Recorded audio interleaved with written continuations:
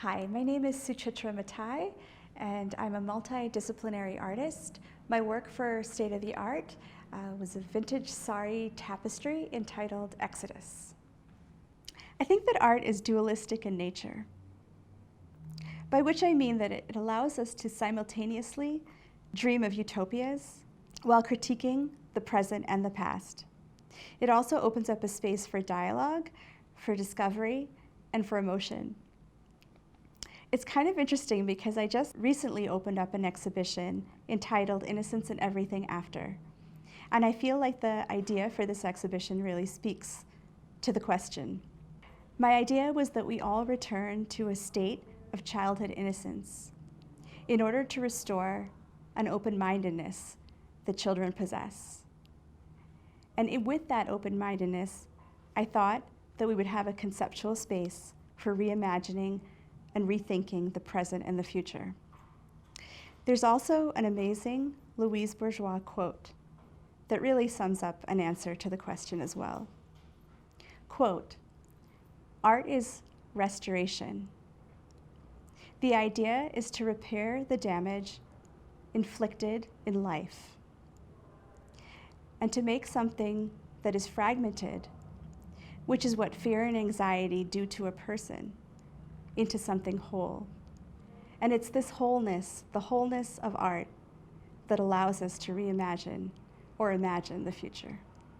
The studio was really a gift. So I was a resident at an organization here in Denver called Redline Contemporary Art Center. And so they have these 2-year residency programs. But what the director is trying to do now is find space for alumni. Because basically what happens, you have this 2-year wonderful residency, and then the prices in Denver for rent have just skyrocketed. So Redline is basically trying to orchestrate spaces. And so I'm on the retail floor of a residency, of a building. A month and a half. Yeah, so that's why it hasn't gotten overly crowded. I haven't brought some of my goods from my garage as yet. So, well, I started with where I was going to store my stuff, and then the studio is basically set up in 2 kinds of spaces. The space I'm in right now, I use as my weaving space. And so you can kind of see behind here this contraption a friend of mine built so that I could weave the vintage saris that I did for Exodus and other works into either rope net or metal. And so I set up this area as basically a weaving arena. And then over at the other end, there's a higher ceiling. And so I'm using that space to really, make installations that I could never make before in my own space. And so it allows me to kind of dream bigger and think about a lot of things that I never would have been able to do before. Yes, so basically about 2 years ago, I started really thinking about how to use vintage saris as a weaving mechanism. And so after some experimentation for another project, I started weaving them, cutting them into strips, and then weaving them into a rope net, like a sports net, basically, almost as a grid. And right now, after a couple of years of doing this and following the work of Exodus that you had on view, I wanted to see what I could do in terms of sculpture. So using the saris, still weaving them, but creating these panels that had a slightly more rigorous and malleable form, so that I can create bigger sculptures that are both on the wall and off.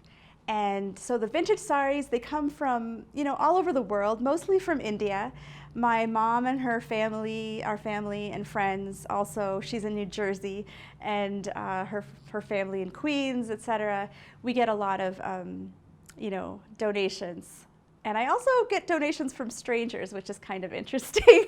Here in Denver, the few people of Indian descent that live here have often dropped little bags of saris at my doorstep, even people I haven't met. So I've been using those as well. Yes, so I both collect work, find objects rather, collect objects. Sometimes when I find an object, the aura of it is so empowering to me, overpowering, that I make a work right away. And then other times I might have the work around my studio, or the object rather, around my studio, and then it'll inspire me. During COVID, for example, during lockdown, I was at home and not in my studio. And so I ended up really challenging myself to use some of the objects that were in my garage, in my studio at home. And that was, in some ways, working within certain limitations challenges you in new and different ways. I kind of allow myself in my studio to be very, free, and I find new materials, I look for them, etc. But it was an interesting experience to work with certain limitations. I meant to add that, so this particular tapestry is on chicken wire, and that's how I'm able to make it more, pliable, sculptural. No, I've been trying a lot of different types of backgrounds because, whether it's just stiffer wire or different gridded, rope net, I'm kind of interested in the possibilities. I was making for a while the kind that Exodus is made of, which are, the rope net and woven saris and strips about this wide. But I'm really interested in experimenting. Sometimes when I make these, I use very narrow strips and a narrower gauge, and then sometimes wider. So I'm interested in sort of that experimentation. Also with material, just, the way the actual backing affects the installation of the work is interesting to me as well. So, and it offers more kind of infinite possibilities. Yeah, so this is a painting from about 8-9 months ago, and it basically, it starts with a found, what I call a tropical pattern, and I've been thinking a lot about, some of these very, say, glorified ideas of what the Caribbean is, right? And so, prints that you might find in the playbook of Tommy Bahama or something like that.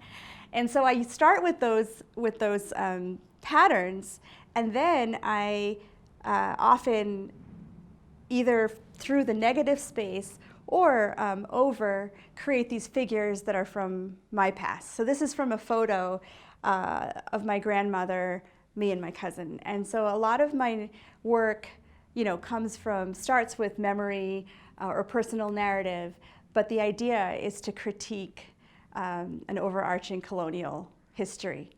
And so with this image, I'm using these found needle points. So I use a lot of found objects from the domestic sphere, what I consider, maybe people making in the home, women especially. And so this particular image becomes a very sort of pastoral European scene, only I've split it to include and to contrast the scene of 1970s Guyana, where I'm from. And so then I use, the paint, it becomes more, I think of it as collage, mixed media collage, and these works. And I also use embroidery thread to bring focus to some of the figures and to kind of, harken back to those domestic practices. So I'm layering those kinds of materials. So I find them all over. I go to, Goodwills and antique stores, and I look online on eBay and Etsy. Most of the time, I find joy in sort of just finding the object, like the objects reveal themselves to me. That's my most favored way of finding the objects. Sometimes, I might have a vision for a type of work that I want to make, and then I'll look, I need a landscape needlepoint, and then I search through from a particular era, and then I'll actually find what I need. so that's a more sort of researched way, but it works for me too. And it goes hand in hand. It moves between those two processes, my work.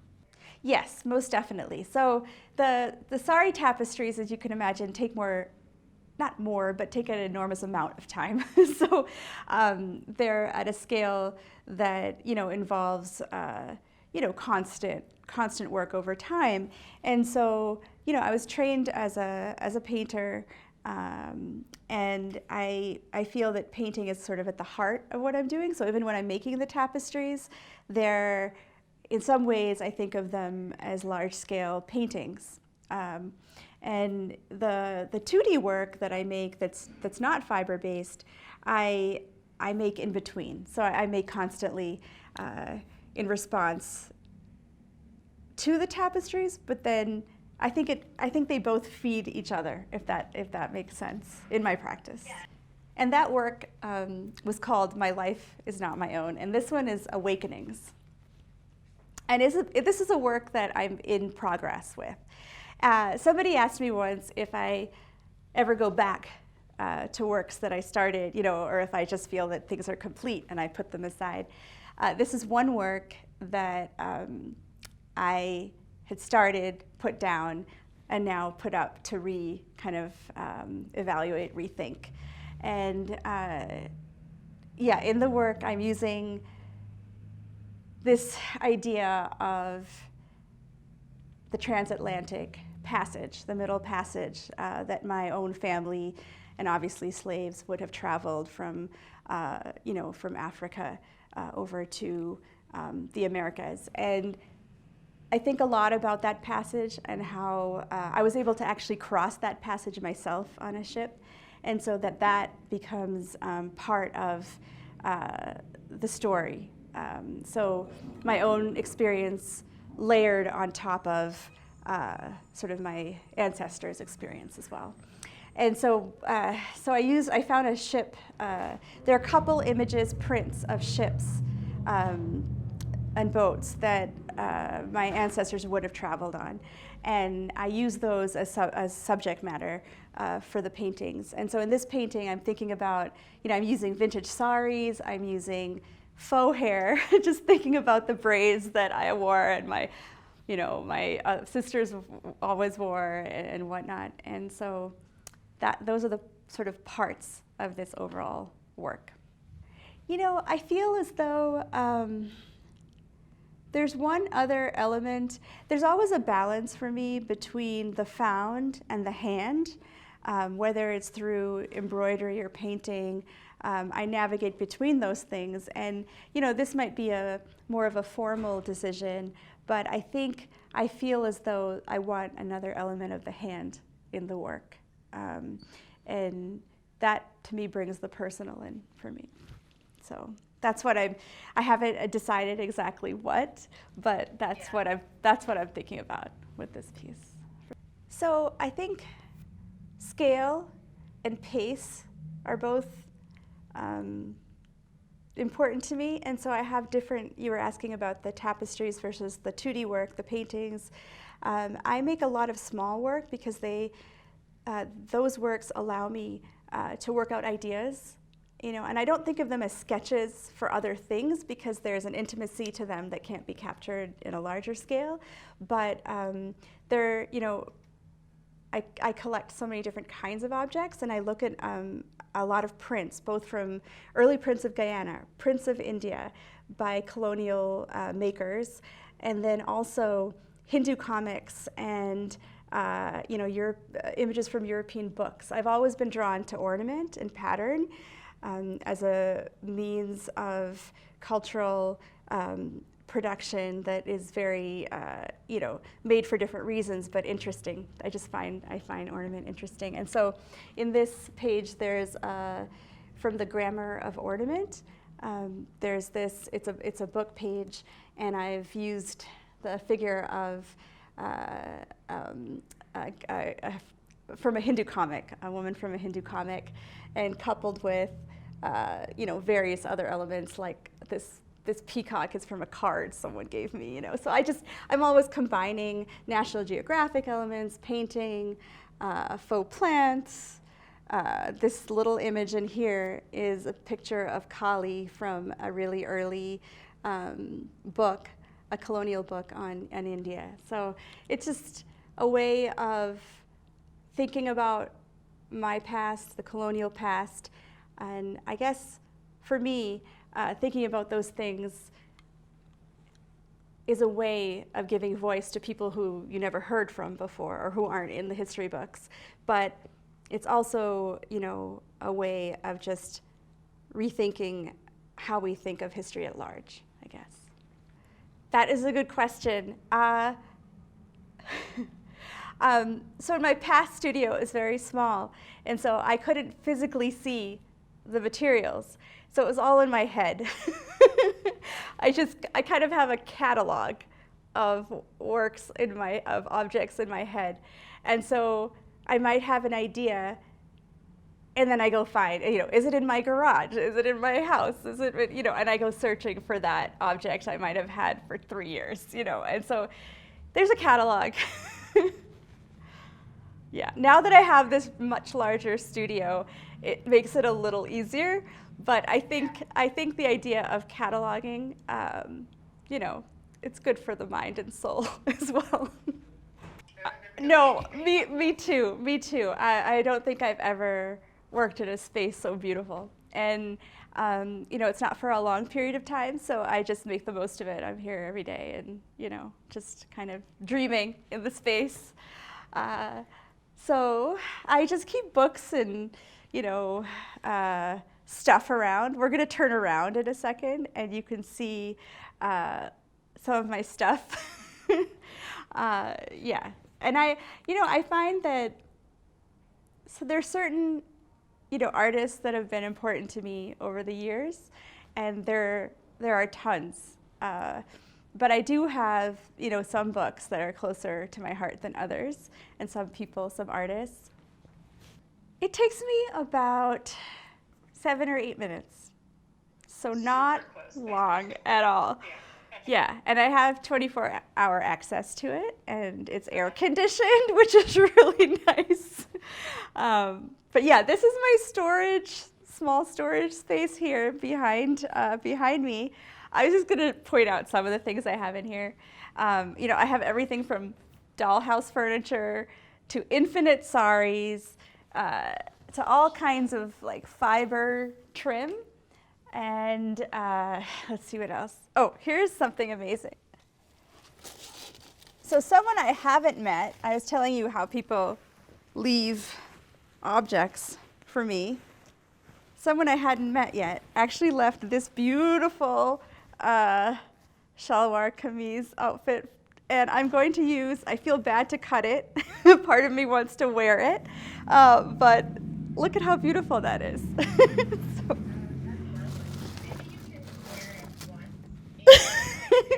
Yes. Yeah, exactly. I think that's maybe the plan.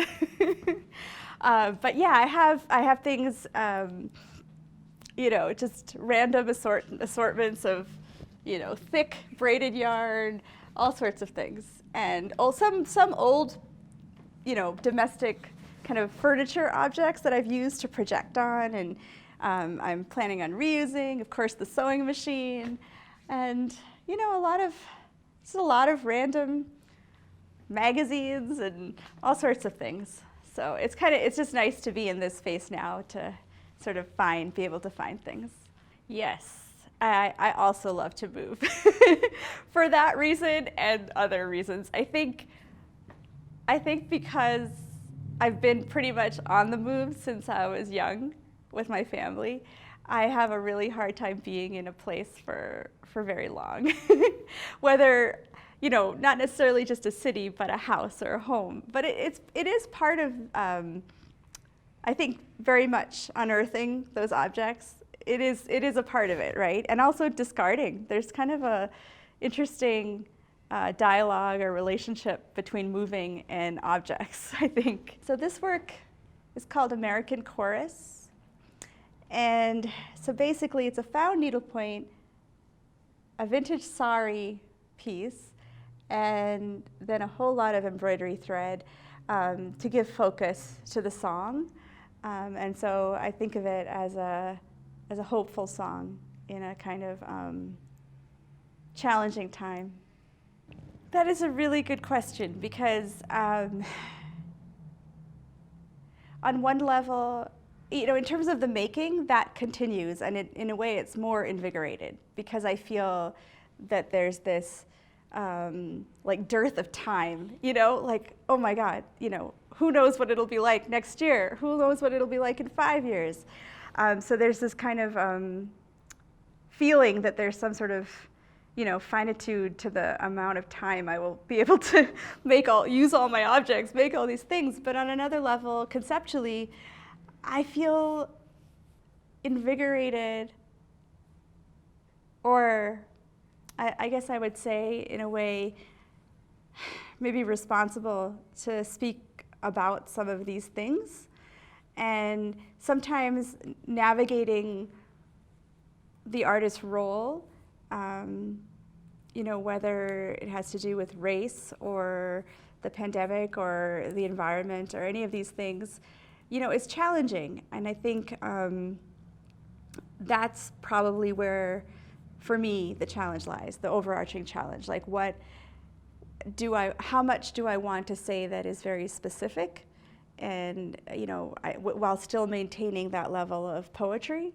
And that's something that I think about a lot in this time, because I feel like some days I'm like, I gotta, I feel so helpless, but also like, empowered to make something that's communicates something about our current time. So this is a work from about 2 years ago. I have some pieces from other shows that I just kind of keep around to kind of remind me where I'm going, where I've been. So this, I was taking these vintage tapestries and then embroidering over them. In this one, I'm thinking about a Hindu narrative from an epic, and many of the deities are depicted as blue, so I'm kind of playing around with sort of the colonial narrative and then the sort of Indian Hindu narratives and references as well. So I do have to say that this is the neatest my studio has ever been.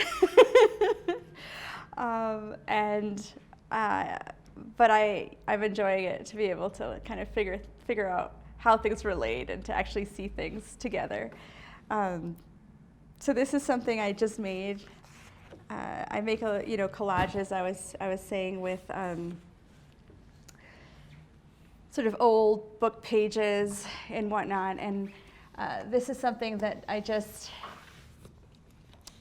I spend some time in France and living in France, and I would get these pages, again, from the Grammar of Ornament that I was talking about before. And I basically collage. I've been collaging with them. And so I keep those books around as well so that I can look at them. Whoops. I think I mentioned in one of the collages earlier a colonial book on India that had all these old prints. And so this is one of such books. Reset here. I can show you. Is it easier like that? It's good to get your arms. Oh, sure. So you're kind of like holding it. Should I flip through? Can Lauren see that? Oh, sorry. Yes, I can. It's perfect. Yeah. Mm-hmm. There's this sort of romanticized idea of the other that shows up that I always want to complicate, and I think that's something that makes it interesting for me to look through some of those books. I know. I mean, yeah, everything from the way people are posed to the way they're described, is very calculated and bizarre. So for my exhibition that's currently on view, I made this one work. It was actually from one of these books, Lands and Peoples. And the image was of Indian children, but they were from the Kashmiri region, which is north in India, and so they have fairer skin. And so the author, who's a scholar, said that those children were the most beautiful because they had the fairest skin of all Indians. So, Yeah. yeah, you get the picture. Yeah. So many problems. And then, of course, you know, skin color all over the world is, you know, still of discussion. So it starts in some of those books, I think. Yeah, so this area has slightly higher, more ceilings, and is, you know, I think I feel as though this is my dream space, that I can really think about something and try it, you know, right away. And a friend of mine was kind enough to make me a movable wall, and so I'm able to experiment with that as well, using that as part of my installations. Yeah, yeah. So I call this work, I named it Fisher, or Fissure. I always pronounce things weird based on my Caribbean background. Yeah, there's certain words, but it's made of woven saris in metal, so slightly more sculptural, and then braided saris as well on the floor, and neon. And I was thinking of this piece, you know, so much of my work deals with migration and displacement, and I've been thinking a lot about what we choose to bring and what we choose to leave behind, and how sort of our ideas of who we are so much shaped by place, but that there's this separation that occurs with what we leave behind, but then this kind of, I don't know, this nostalgia for what we remember, I guess. And so I wanted to have a work where there was this sort of split, but yet this continuity, and I was trying to do that with the saris. I've worked with the saris in a couple different ways. I've made some installations with just the braided saris, and then obviously installations with the woven saris. And I've been trying to think about ways to sort of combine those two. I mean, it seems like a natural course in a way, like how I can use the medium in, I guess, just different ways to communicate some of the complexities of migration, et cetera. So, and then the material itself is very, you know, personal to me. I grew up wearing saris for special occasions. You know, being Indo-Caribbean, there's this kind of historic, what's the word? A lot of people I know who are from India sometimes comment on how sort of conservative Indians from the Caribbean are, because, you know, they were brought as indentured laborers in the, you know, from the mid 1800s, you know, to the beginning of the 20th century, and they sort of, in communities, you know, they married other Indians. They kept their religion. They kept to themselves, and so some of the, for better or worse, some of the traditions are kept alive, and I think sometimes it's just an interesting cultural phenomena, these diasporic communities, you know? And I think, especially when they're in more remote places like Fiji or Guyana or Trinidad, there's a certain kind of similarity I found. I visited Mauritius as well, and there's this sort of a similar kind of diasporic relationship to home. Yes. So, well, two things. One, as an overarching narrative, I have been making a lot of work where the figure is both concealed and revealed. And it seems as though the figure has more control, or I have more control than the viewer, right? So there's some information that's being hidden.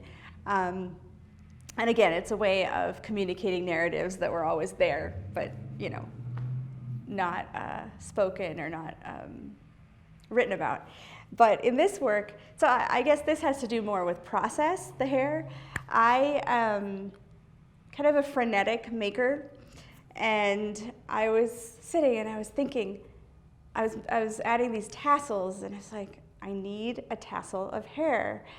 And I will confess that I may have just cut some hair off without even looking in the mirror. So I have this kind of really weird hairstyle right now, and I cut from different places to even it out, but let's just say it didn't really even it out. But anyway, so it becomes a tassel, a sort of personal element in the work, and yeah, that is my hair. Yeah, I feel like it might reveal too much, but yes, of my process. You can cut it, whatever you want. No, I'm only kidding. No. I don't. No.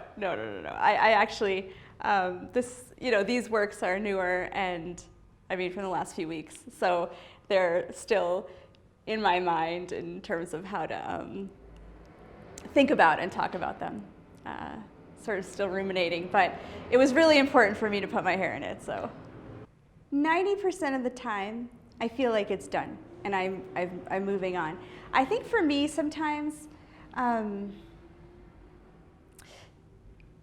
you're in school, and in grad school in particular, there's an emphasis on sort of creating a narrative, an overarching narrative, a conceptual framework within which your work lies, and that the work not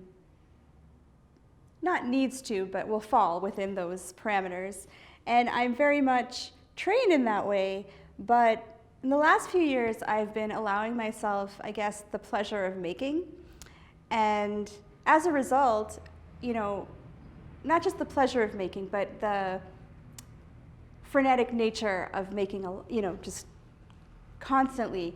So I think the part that I don't always quite acknowledge or know upon making is the part with, kind of the way in which it will actually fit into a narrative, and if it will fit into my narrative. It's amazing, so I guess I allow myself intuition. There's some intuitive processes that I indulge in that I think have, in my mind, benefited my way of thinking about my art. So it's the part, so really the part that I don't always know is just the making sense of it in a certain way, maybe conceptually. So the last couple of works are very fresh, but this one is called Sorrow Scroll, and it's basically a roll of vintage wallpaper that I've then painted on and collaged on. And the collage portion has everything from Sanskrit text. There's a story with that Sanskrit text. I've used it before in my work. About 20 years ago, I was in India, and I was in a bookstore, and the gentleman said, "There's something that you're probably gonna like." And he went in the back, and he pulled out these hand, scribed, with ink and paper, Sanskrit texts. And so I have this sort of pile, and the story is that I didn't want to touch them for years because I felt that they had this, kind of aura, and that I shouldn't, I just shouldn't touch them. And then I spoke with my mom, who is a bit religious, and she said, "Well, they're in your basement, so using them for art will be way more powerful than sitting in your basement." So I took her to her word, and I've used them since. So in terms of the era, I've tried to compare and contrast. In some ways it's important to me how old something is, just out of curiosity, but I think they're from probably the 1700s. And so there's a portion of text, and then there's everything from, stickers from my kids' books to appliques and fiber and magazine collage. So I use a lot of, varied materials when I work, and I call this a sorrow scroll. There's like an SOS, I think back to your question about thinking about today and how, everything that's going on, it does get overwhelming. There's, something obviously, really disconcerting, disturbing, and powerful that I feel a force that we need to sort of reckon with. And I think as artists, a lot of us think about those things and want to make work about those things. Totally. And I think for me, it's like working it out through working. And so I don't have answers, who has answers. But yeah, I mean, I very much feel affected by and, very compelled to make work about it. I just don't know what necessarily that will look like. The last work in this room.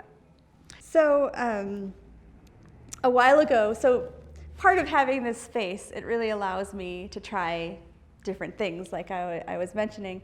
And so this boat was actually hanging with saris falling from it a few weeks ago. I woke up one morning and I really needed a handmade boat.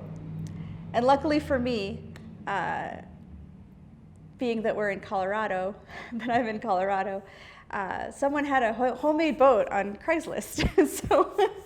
So for $50, I got myself a homemade boat. And it was the perfect boat because, the obvious ties with migration and whatnot, but I started thinking, I guess, about how to use the boat in different ways. And so I made that one installation, but then I wanted to try something else. And this is sort of an experiment and a sort of new horizon here. But I was feeling you were talking about how artists feel during this moment. Sometimes you just feel so powerless. And there's a certain kind of, hostility to immigrants and people of color and whatnot. And so I made this. This is a prototype for something that I'm gonna start thinking about. And of course, I use so many objects from the domestic, and so here it's knives. It's amazing what one can find. Yeah. I think that it's one part. There's all different ways. There's so many different ways to research, right? I mean, it's everything from looking at the British archives for lists of people that came on the boats during slavery, entered labor, etc. Or it's finding what you need on these from these sources that are available. So no, I actually I went to one of my favorite not a Goodwill, but an ARC. I don't know if you have those in other places, but so I came up to the counter, to the checkout counter with like 80 knives, and I thought it was really interesting that the woman at the counter said, "Can I get you a box?" instead of, "Why the hell do you have 80 knives?" So that was really kind. Everyone's really kind out here. I spent most of my life on the East Coast, and it's different for sure. But yeah, so I had the idea, and then I had the time to sort of fulfill that moment, and was able to find exactly what I need. It's interesting because I actually went to Goodwill first, and they don't sell sharp knives, which I thought would be kind of which I understood. So I was able to find what I needed. And there's some, so this is a prototype, but there are other elements that will take more time to be fabricated and whatnot for the work. So I'm here in Denver, Colorado, and what else do you want me to say? How I got here. Yeah, you can do that too. But yeah, I was kidding. So I moved here from Philadelphia, and before that I lived in, shortly before that I lived in New York and then New Jersey. But I spent most of my life on the East Coast, so it's been really interesting. When I say the East Coast, all the way from Guyana to Nova Scotia, Canada, to outside of Boston, New Jersey, Manhattan, and Philly. So it was quite a change to be here, and it's beautiful and very different. Yeah, well, some of it was voluntary, and some of it was with my family. But I've also had the opportunity to live in India and France. So I try to move and travel as much as I can. It's very much a part of my practice, and I think, there's something about when you sort of grow up moving around a lot. You need that kind of movement to thrive.